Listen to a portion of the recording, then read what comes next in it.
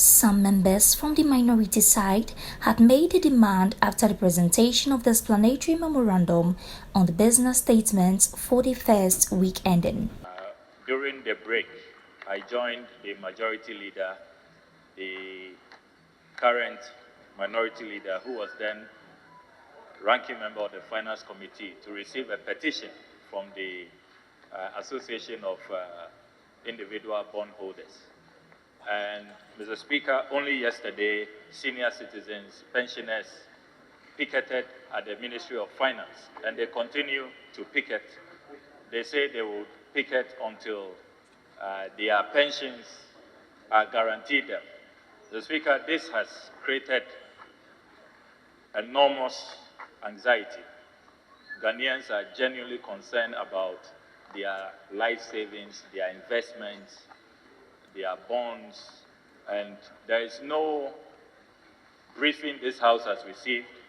We have not debated this program, and yet the Ministry of Finance is going ahead to implement this domestic debt exchange program.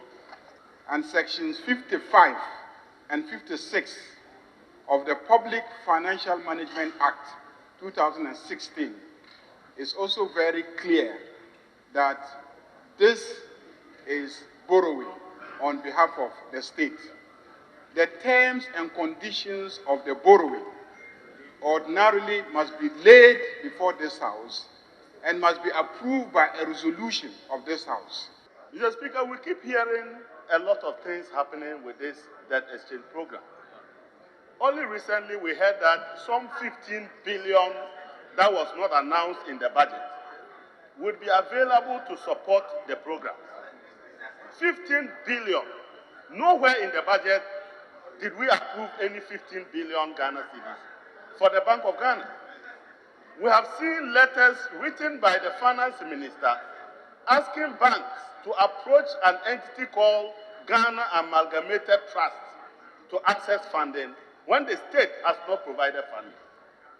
And so we need to have answers to all of these. However, Deputy Finance Minister Nosei Asari assured that MPs will be updated on the current situation. Parliament was on recess.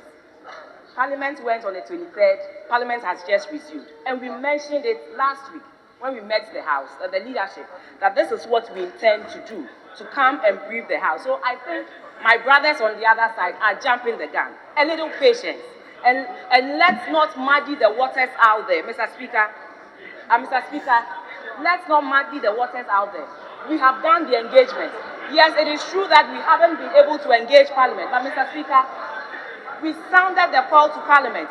We haven't been able to engage Parliament, but Mr. Speaker, we have engaged various bondholders.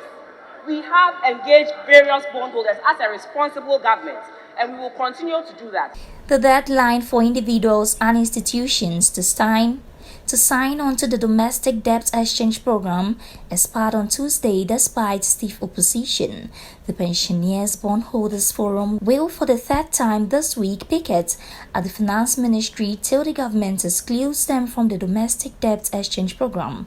Abnas Hari told the August House that pensioners are not part of the exercise. And Mr. Speaker, let me put it on record that the pension funds are not part of this exercise that we are doing. Just to correct my friend on the other side, pension funds are not part of the exercise that we are engaging now. Mr. Speaker, they are not part of it. All these various bondholders, we have been able to engage them. We did it with the banks, we did it with the insurance companies, and I know that last week when we met the business committee of the House, the leadership of the House, we mentioned that once Parliament comes through, we will come and brief the House on how far and the steps that we have taken to get to where we are.